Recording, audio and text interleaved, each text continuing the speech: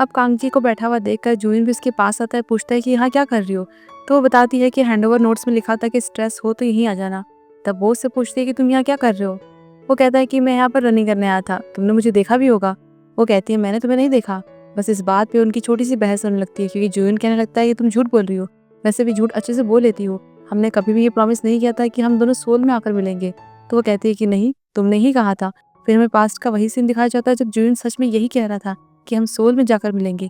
लेकिन तब कांगजी मिलने के लिए श्योर नहीं लग रही थी, तो उसे लगा कि शायद प्लान कैंसिल हो गया है। और सोल आकर तो कांगजी ने ना उसे कॉल किया, ना उसका कॉल उठाया। तब वो बताती है कि मेरा फ़ोन खो गया था, इसलिए वो उससे कॉन्टेक्ट नहीं कर पाई। पर जून को तो उसकी इस बात पर भी यकीन नहीं हो रहा था।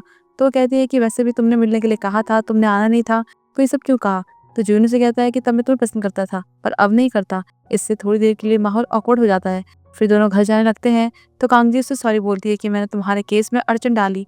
तब जून को याद आता है, कहता है कि तुम तो पियानो सीख रही थी ना, मुझे पता नहीं था कि तुम लॉयर बन जाओगी। तब कांगजी कहने लगती है कि अभी मेरी शुरुआत ही हुई है, तो मेरी हेल्प करना। तो वो कहता है कि ठीक है। अगले दिन जब सब ऑफिस पहुंचते हैं तो देखते हैं कि उन सबकी फर्म मर्ज हो चुकी थी और बिल्डिंग का नाम लॉ ग्रुप ह्यूमन हो गया था। इसमें 4 मैनेजिंग पार्टनर्स और टोटल 15 लॉयर्स थे। इससे तो ये खुश हो रहे थे कि अब सब साथ मिलकर काम करेंगे। तभी बिल्डिंग की ओनर आती है, उनसे बहुत अच्छे से बात करती है, कहती है कुछ भी जरूरत हो मुझे बताना। उसने एक फ्लोर पर सबके लिए ब्रेक रूम अरेंजमेंट किए थे, पर बदले में शर्त ये थी कि वो यहाँ की लीगल एडवाइजर बने। बस उसकी ये विश भी पूरी हो गई थी और बाकी सब काम भी सही चल रहा था। इसके बाद हमें एक हॉस्पिटल का सीन दिखाया जाता है, जहाँ सर्जरी के बाद एक बच्चे की अचानक से तबीयत बिगड़ने लगती है और फिर इसकी मौत हो जाती है।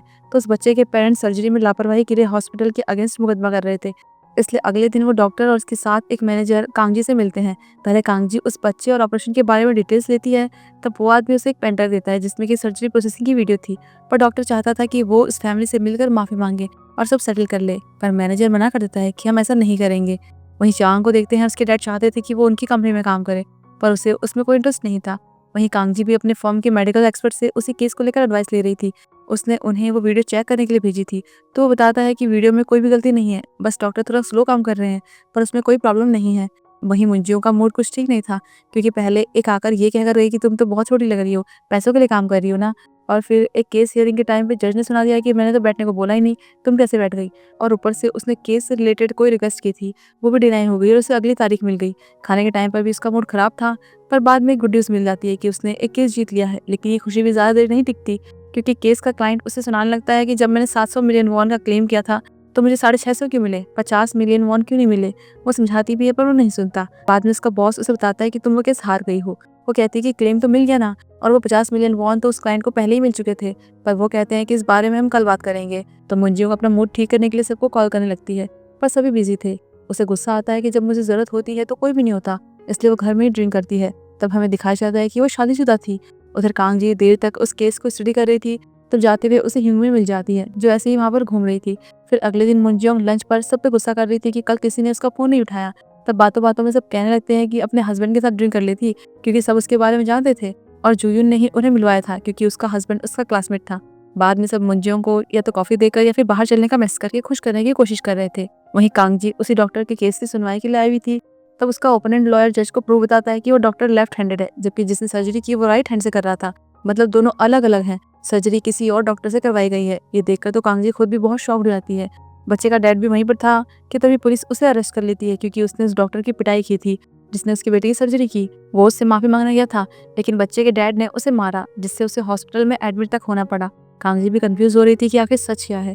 फिर रात में उसे देर तक काम करते हुए देखकर जून भी उसके साथ ही रुक जाता है उसकी हेल्प करने के लिए। तब वो उसे केस के बारे में बता देती है, और इतना सब होने के बाद तो वो अपने क्लाइंट पर भरोसा भी नहीं कर पा रही थी। तब उसे इतना टेंशन में देखकर जून उसे डिनर पर लेकर जाता है ताकि थोड़ा आराम कर सके। फिर हमें पास्ट का सीन दिखाया जाता है जब हांगकांग में दोनों एक ही होटल में रुके थे। तब कुछ टाइम ऐसे ही अनजाने में मिलने के बाद जून ने उसे खाने के लिए साथ में चलने को कहा था। अब प्रेजेंट में भी वो साथ में खाना खा रहे थे, और यहाँ जूनियन ने केस में उनकी हेल्प करने के लिए मुंजियों के हस्बैंड को बुलाया था, क्योंकि वो एक नर्स था। वीडियो देखकर कहता है कि इसमें ऐसा कुछ भी नहीं है, सारे लेफ्ट हैंडेड डॉक्टर सर्जरी के टाइम राइट हैंड का ही यूज़ करते हैं, डॉक्टर्स में ये कॉमन है। और फिर उन्हें अच्छे से सब कुछ एक्सप्लेन करता है। इससे तो कांगजी काफ़ी रिलैक्स हो जाती है कि सब कुछ ठीक है, मतलब उसका क्लाइंट भरोसे के लायक है। अगले दिन जून को एक नया केस मिलता है जो कि डिवोर्स का था, पर उसे डिवोर्स केस पसंद नहीं थे, इसलिए मुंजियों के पास जाता है ताकि वो उसके साथ अपना केस बदल दे। पर फिर उसे पता चलता है कि जो उसका क्लाइंट है उसे केस के लिए एक मेल लॉयर चाहिए, अब वो भी क्या करे, देखना तो पड़ेगा ही। इस बीच उस डॉक्टर को होश आ गया था, इसलिए कांग जी उससे मिले जाती है। डॉक्टर को उस बच्चे की मौत का बहुत अफसोस था। वो उसके पेरेंट्स से दिल से माफी मांगना चाहता था, पर उसकी हिम्मत नहीं हुई। उस दिन कोर्ट जाते हुए वो उससे मिला था और उसी टाइम उसने उस डॉक्टर को मारा, पर अब डॉक्टर उससे माफी मांगना चाहता था क्योंकि वो अभी भी बहुत गिल्ट में था। तब कांग जी उसकी हेल्प करने को बोलती है कि मैं भी आपके साथ जाऊंगी। वहीं जुयून अपने उसी डिवोर्स केस के क्लाइंट से मिलता है। उसकी शादी को 1 साल हुआ था। वो हस्बैंड वाइफ डिवोर्स के लिए मान गए थे, पर पैसों का सेटलमेंट नहीं कर पा रहे थे क्योंकि वो अपनी वाइफ को एक फोटो कौड़ी भी नहीं देना चाहता था। उसकी वाइफ बस 10 मिलियन वॉन की एलिमनी और 10 मिलियन वॉन की प्रॉपर्टी मांग रही थी, मतलब कि लगभग 6 लाख रुपए तक का। तो उसके लिए तो ये कुछ भी नहीं था, फिर भी नहीं दे रहा था और डिवोर्स के लिए भी अपनी वाइफ की गलती निकाल रहा था। तो अगले दिन जुयून डिवोर्स ट्रायल के लिए फैमिली कोर्ट जाता है। तब आदमी की तरफ से तो वो आया था, लेकिन उसकी वाइफ अकेली ही आई थी और उसका नाम सुजोंग था और असल में ये जुयून की एक्स गर्लफ्रेंड थी, वही जिसके लिए उसके दोस्त उसे एक बार चिढ़ा रहे थे। तो कोर्ट उन्हें अगली तारीख दे देता है क्योंकि सुजोंग के पास कोई खास वजह नहीं थी एलिमनी मांगने की। फिर जब जुयून बाहर जाने लगता है तो वहाँ कांगजी भी थी, पर वो उसे देखकर भी इग्नोर कर देता है, लेकिन उसने उसे देख लिया था। बाद में लंच पे उससे इस बारे में पूछती है, लेकिन वो साफ मना कर देता है कि मैंने तुम्हें वहाँ नहीं देखा, पर वो समझ आती है कि कुछ तो बात है। फिर सब अपने काम पे जाते हैं, पर मुंजियोंग की थोड़ी तबीयत ठीक नहीं थी, इसलिए वो क्लिनिक चली जाती है। वहाँ एलर्जी की दवाई लेते हुए वो एक प्रेगनेंसी टेस्ट किट भी ले लेती है क्योंकि डॉक्टर ने उससे पूछा था कि तुम प्रेग्नेंट तो नहीं हो, बस वो कंफर्म करना चाहती थी। इस बीच सांगे को एक नया केस मिलता है। एक आदमी अपनी वाइफ के एक्सीडेंट को लेकर उसके पास आया हुआ था। उसकी वाइफ की नशे में गाड़ी चलाते हुए मौत हो गई थी और उस टाइम वो अपने बॉयफ्रेंड के साथ थी जो कि उस गाड़ी का ड्राइवर था। इसमें दोनों ही मर गए, पर अब वो उस ड्राइवर की फैमिली पर कंपनसेशन के लिए केस करना चाहता था क्योंकि लड़के की वजह से उसकी वाइफ मर गई। उस दूसरे आदमी की फैमिली में उसकी वाइफ और 2 बच्चे थे, तो अब वो उनके ऊपर केस करने के लिए हाँ कह देता है। पर सुनवाई के टाइम जज ये फैसला करते हैं कि उन्हें दोनों पार्टीज को यहाँ बुला के सेटलमेंट करना चाहिए। वहीं चांग का बॉस उसे कंपनी के चेयरमैन से मिलाता है। उसका बेटा जेल में था, लेकिन वहाँ वो परेशान हो रहा था, तो चेयरमैन चाहता था कि चांग बस 1 घंटा रोज उससे मिलने जाया करे, बस अपनी कंपनी देने के लिए, मतलब केस के लिए नहीं, क्योंकि उसका केस किसी और ने ले लिया था। तो वो मान जाता है। इस बीच जुयन को सुजोंग का रिटर्न स्टेटमेंट मिलता है जिसमें लिखा था कि उसका हस्बैंड उसे वर्बल अब्यूज करता था और एक बार फिजिकल असॉल्ट भी किया था। तो जुयन से पूछता है, पर वो मना कर देता है कि मैंने ऐसा कुछ भी नहीं किया। फिर कांगजी को देखते हैं, उसके डैड उसे लेने आए थे और वो भी एक लॉयर थे। तभी वो सुजोंग को ऑफिस जाते हुए देखती है। वो उसे पहचान जाती है क्योंकि उसने उस टाइम फैमिली कोर्ट में उसे जुयन के साथ निकलते हुए देखा था। तब बातों बातों में उसके डैड कहने लगते हैं कि कहीं तो मेरी वजह से लॉयर तो नहीं बनी ना, पर वो कहती है कि नहीं, ऐसा बिल्कुल भी नहीं है। उनकी बातों से पता चलता है कि कांगजी के रियल पेरेंट्स 25 साल पहले ही मर गए थे और इन्होंने उसे गोद लिया था। अगले दिन कांगजी फिर से जुयन को फैमिली कोर्ट में देखती है, तब वहाँ सुजोंग का नाम पढ़ लेती है तो समझ आती है कि ये उसकी एक्स गर्लफ्रेंड है। वहीं सुनवाई में सुजोंग अपने हस्बैंड के खिलाफ किसी भी तरह का कोई एविडेंस नहीं दे पाती, तो जुयन केस को खत्म करने के लिए कहता है, पर जज सुजोंग को एक और मौका देती है, इसलिए अगली डेट फिक्स कर देती है कि अगली बार कोई एविडेंस लेकर आना। रात में कांगजी जुयन का केस देख रही थी, तब उसे पता चलता है कि वो सुजोंग के साइड से नहीं बल्कि उसके खिलाफ केस लड़ रहा है।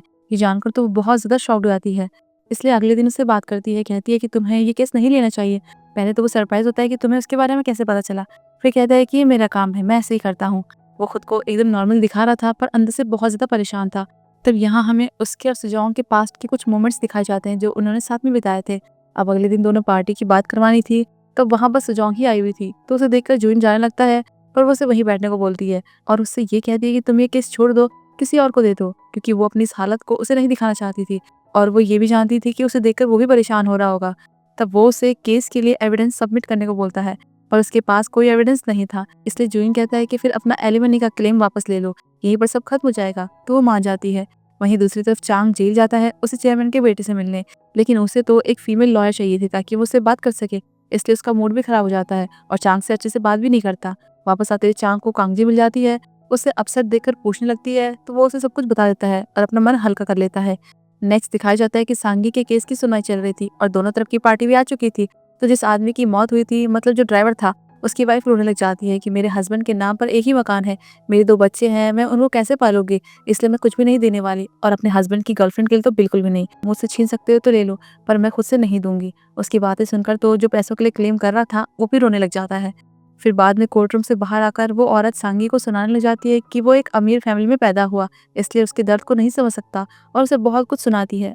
उधर सुजोंग बिना किसी एलिमनी के डिवोर्स के लिए मान गई थी, मतलब कि जुइन केस जीत गया था।